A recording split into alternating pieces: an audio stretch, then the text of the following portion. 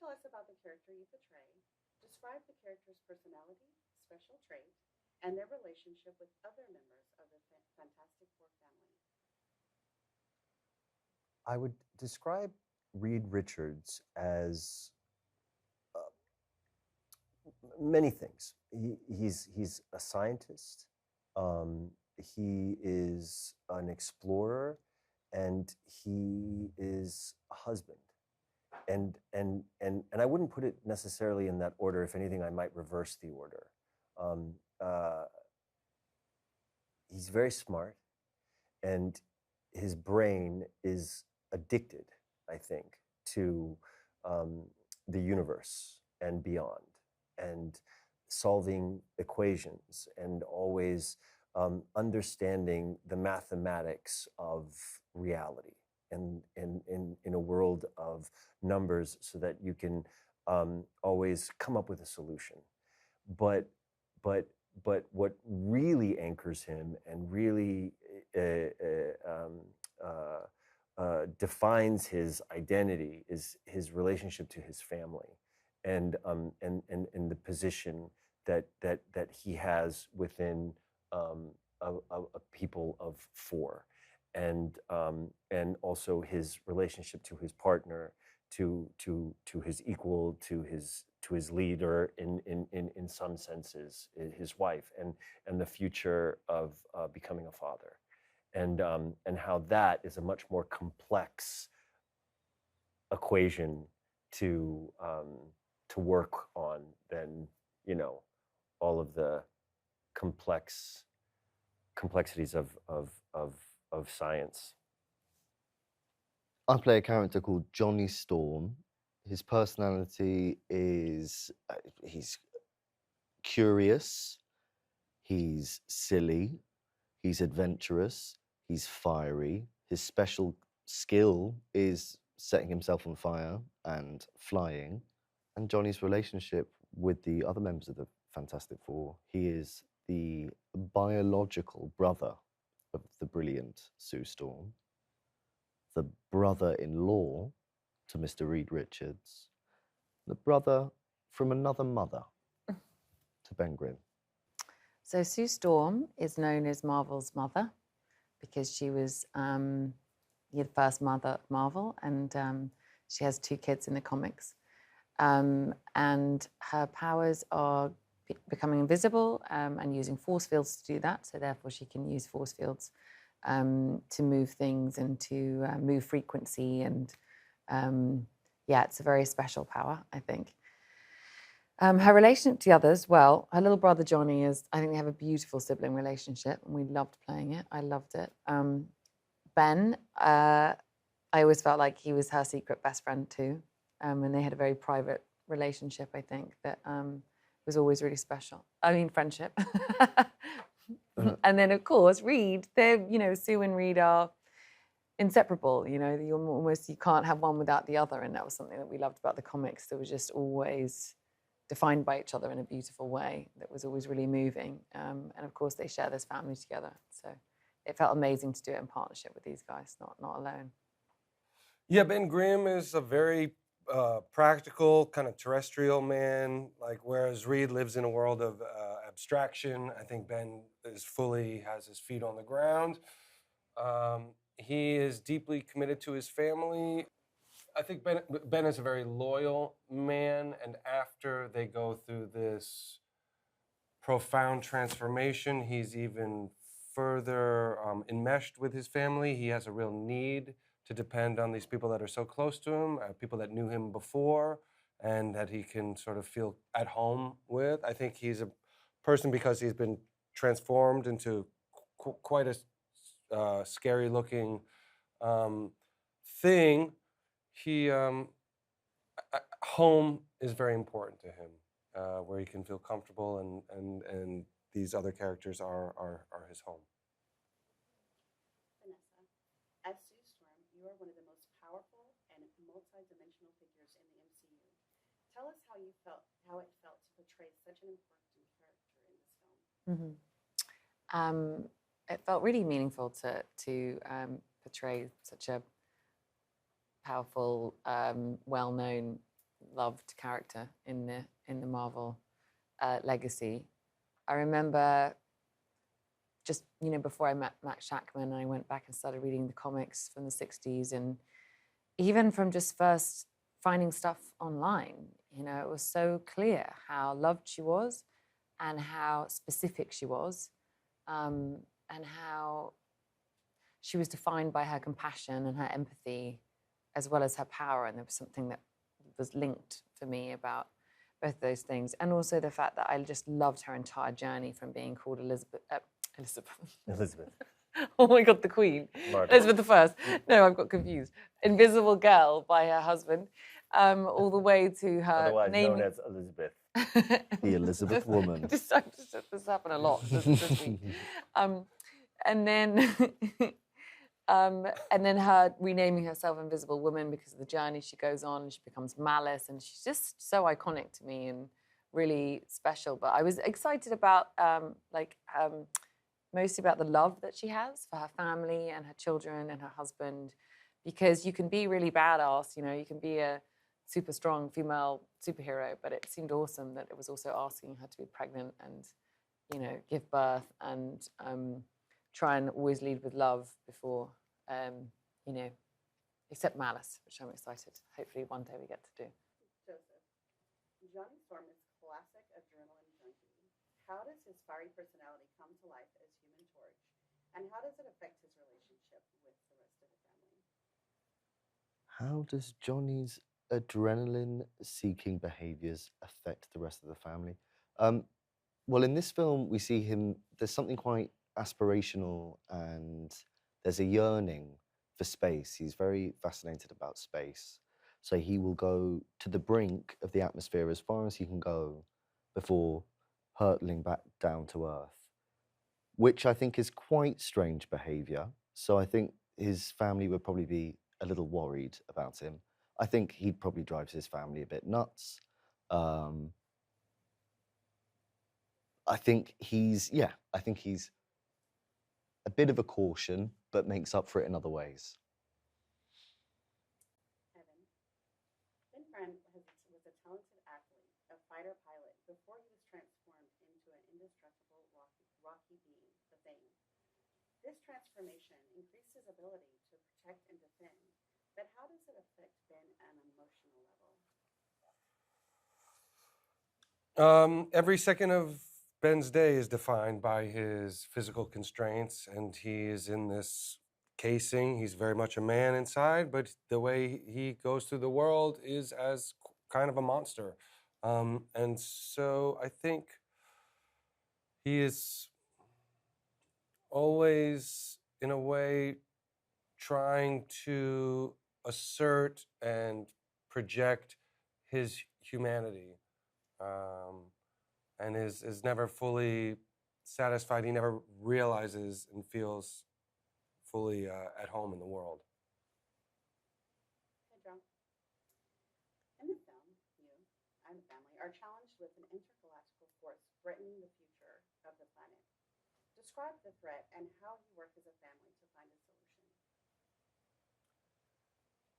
As a family and as a world, we face the threat via the herald of the Silver Surfer that Galactus, an unidentifiable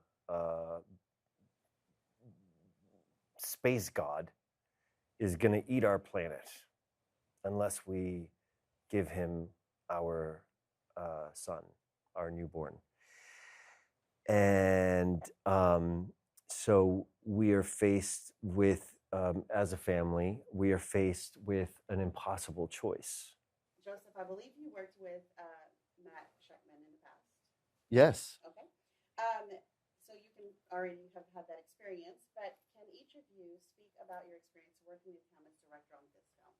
And just take and jump in. Well, yes, I had the good fortune of working with Matt a few years ago on Game of Thrones. He very kindly gave me maybe 8 lines in one of the episodes there, and I met him when we had a very rainy day, few days in Belfast together, and he was lovely and cordial and got everything done and was open to ideas. And didn't fire me, so that was good. And then coming onto this, he has a singular vision, and it was very clear that he had a clear direction where he wanted to take this world.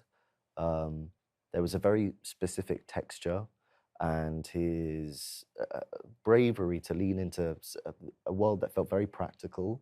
These sets that we were working on were just enormous and did so much like valuable storytelling. I imagine for him as a director, but also it was so much easier for us as actors to go in there.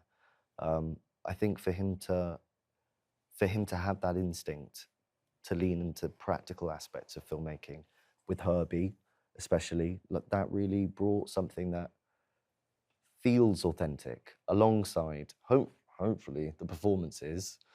I'm certain that the authenticity of the adoration and the love and the care that these characters have for each other are there because we felt them organically as actors.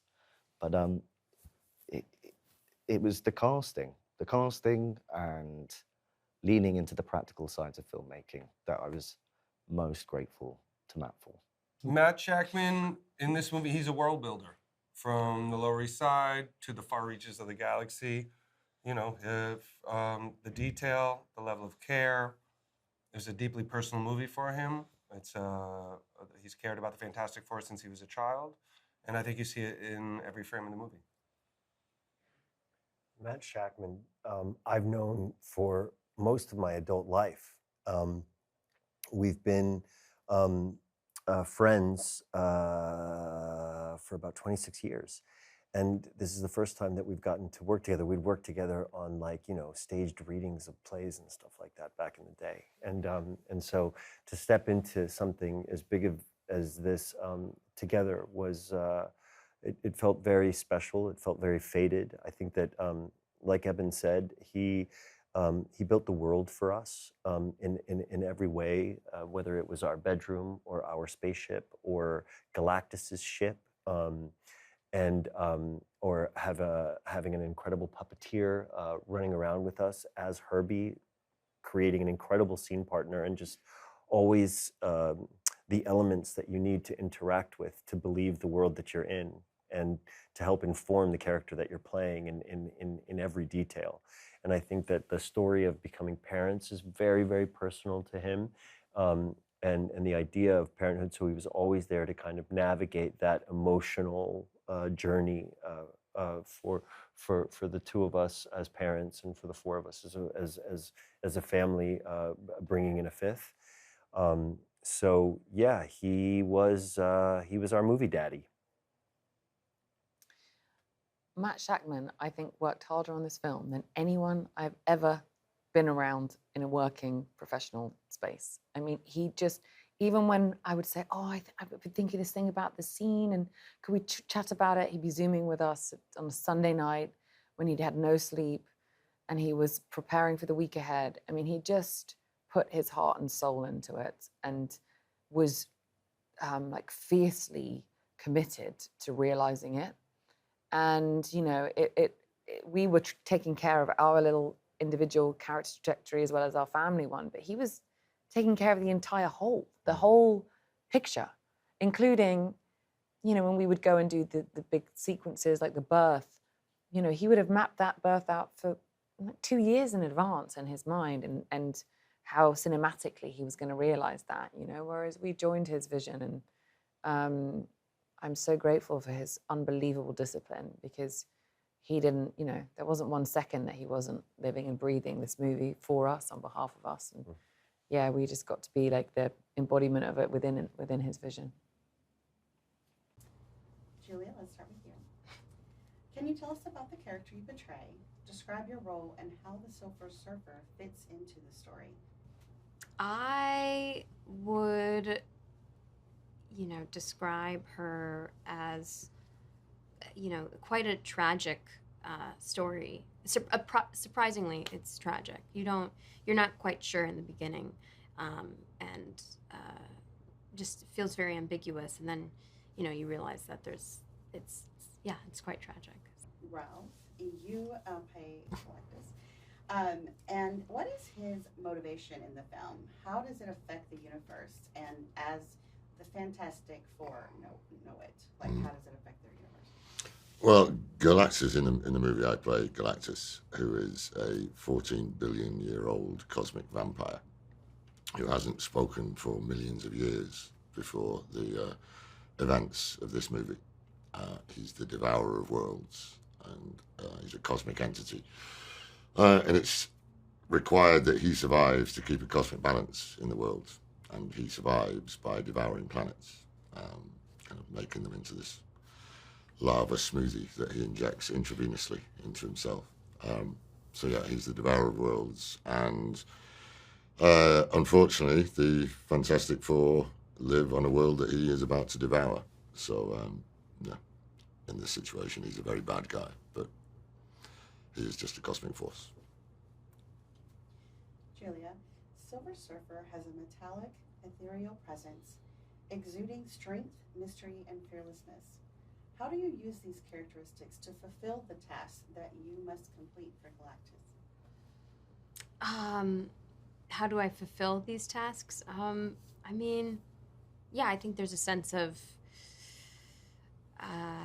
control, but also never showing that, she's losing control. Because it's like life or death, because I feel like she works with Galactus, but she can't ever show that or feel in front of people that it's life or death. So always trying to like maintain that cool in a way, even though it's not cool. It's the opposite.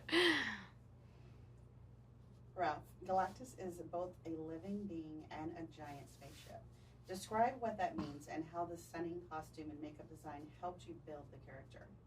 Yeah, Galactus is a cosmic being, but also a giant spaceship. So a lot of that is, the cosmic being part of it is kind of up to me to do the work as an actor before I set foot on set. And then the job on set, practical job on set for 2/3 of the time I was filming was wearing the practical suit. So I've said before, it's like driving a Formula One car, or being a Formula One car in a sense, whereby I've got a huge pit crew of about 8 people around me to help me to get all the bits off in between takes, to cool me down, and then put them all back on to go. And it's huge air conditioning units which they put up the back of my costume to keep my body temperature down. So part of the job of making this giant being was up to me to get it. So I believe it in my head, but the majority of it is down to the way they shoot me as a miniature with lots of bright white light. So then that can be blown up massively so that everything stays in perfect focus. It's kind of how you shoot the miniature. Creating this giant being is very only a small part of it, me. It's to do with this incredible, wearable, amazing costume. I've never seen anything quite like it.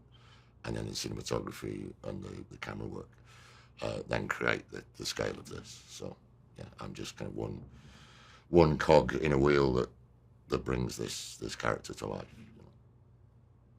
Julia, what differentiates Silver Surfer from how she's been portrayed in previous iterations of the story? Well, it's different because it's Shaw Ball, and that's never been portrayed on screen, Shaw Ball. So just that alone is different, and it was really, really exciting to just get the opportunity to play her. So can you both take a moment and speak about your experience having Matt Shakman as the director on this film? From my point of view, it was wonderful. He's such a friendly guy. He knows exactly what he wants. He's got a really, really clear vision. And he really, really loves the source material. He absolutely adores this stuff. And that kind of comes through with the joy he has when he sees. There was my favourite memory of the whole shoot was my first day in full costume on set as Galactus, and did the first few rehearsals for the shot we were going to be working on. And when I stepped off set, just to see the grin on his face, because he kind of knew that we'd actually kind of done it and got this incredible, huge being and managed to kind of put him on screen. And yeah, his joy, he was like a grinning 12-year-old boy. And so, yeah, working with somebody who's got that much love and enthusiasm for the source material is just a joy. He's absolutely wonderful, and he just has such a clear. That's a great way to put it. Clear vision, and knows exactly what he wants, and he's just super kind and patient, and that's really all you can ask for. He's a great leader on set. So Matt, you've worked with Marvel Studios previously on WandaVision. How did that experience prepare you for helming this film?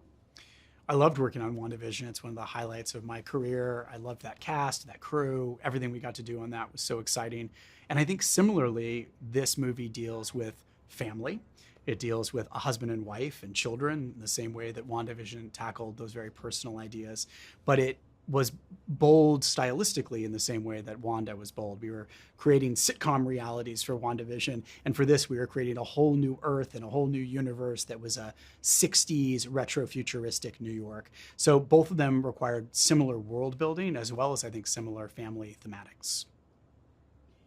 As a lifelong comic book fan, why do you think now is the right time to tell this version of Fantastic Four story? Fantastic Four, I've been a huge fan since I was a kid, and they are timely and timeless characters, right? They have been in publishing now for 60 plus years because they're great characters and their stories are great. They're relatable. They are the first family of Marvel. They were a bold and original idea to center a superhero family, to center a superhero team around a family is incredible. And I think that's why they're relatable and why artists and writers want to reinvent them every decade and why filmmakers want to tackle them.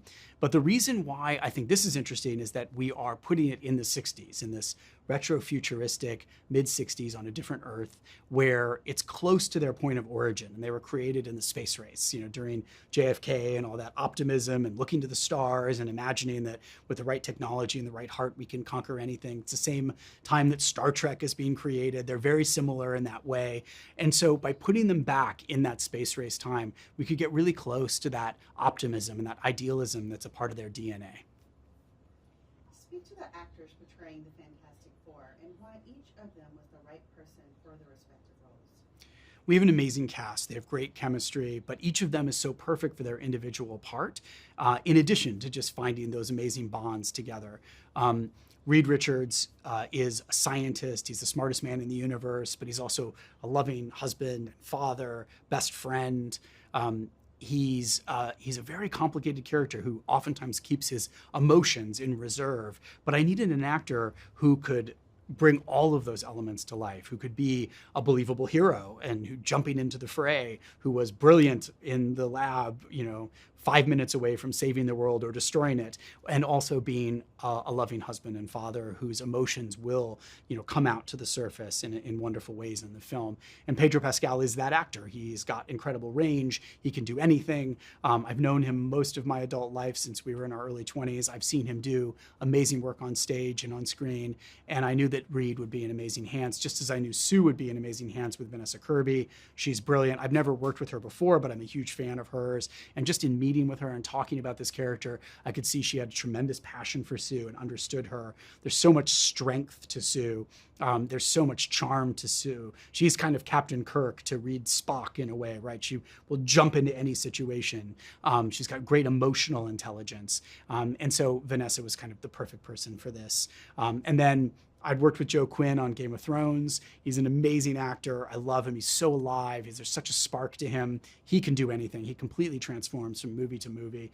And I just knew that he would be great for Johnny, that there would be both all the bravado and the cockiness and the humor that you would expect from Johnny Storm, but also a soulfulness and a depth there of somebody who hasn't quite figured out who he is because he was the youngest one when he was transformed. He didn't really know who he was when his world changed and he suddenly became the Human Torch. So he's on a journey of discovery as well. And then Ebon Moss-Bachrach is a brilliant actor, just one of the best out there. And I knew in meeting him that here was this guy who had this kind of slightly kind of gruff exterior, but this warm, wonderful heart, loving family man, great, husband and father, very much Ben Grimm. Like that's absolutely who Ben is, and Ebon is very close to that. Such a funny actor, such a great dramatic actor. All four of them, I think of them as like Swiss Army knives, right? They can do everything. They have every tool that you need in order to be able to bring any scene to life. And I always think, hire the best possible actors, and you can never go wrong. Talk about the fully immersive world that was built with large-scale sets and dozens of background players. Why was it important for you to go that route rather than rely on CGI? I believe in practical wherever possible. If you can build a set, if you can have things that are real there, it fools the eye. It's better for the audience. It's better for the actors. It's real. It's better for us as filmmakers, to film things that are really there. You come up with more interesting shots, more interesting ways of telling a story. And I've also learned over the years, like working on Game of Thrones, that if you have something real in the foreground, that dragon will be believable behind it. And if everything is synthetic or CG or created in computer, it's harder to prove that. When we had the Silver Surfer come down into Times Square in the movie, that was a 2/3 scale Times Square set built on the backlot of Pinewood with 500 extras in beautiful period clothing by Alex Byrne and her team. A Fantastic Car, the 4 Fantastic Four actors. She was on a lift 30 feet in the air, standing on a surfboard with a microphone and her voice booming out over speakers. The only thing that was missing is that she wasn't silver. But pretty much everything else was there. And that was great for us. That was great for her. That was great for the actors, great for the background performers. It really felt like the Silver Surfer had come. And I think there's no substitute for that. What do you hope audiences take away from the film? The Fantastic Four have been popular for 60 plus years because they're a family. They're relatable. They feel like us. We can all understand what it's like to be in a family because we've been in one, And then it's about brothers and sisters. It's about husbands and wives. It's about children. It's about best friends. It's about all of these bonds that define our lives. And I think that's what people feel when they see it. I mean, I bring that in my love of Fantastic Four, but also I try to bring that to the film as a husband and a father myself, trying to make the film as personal and as relatable as possible.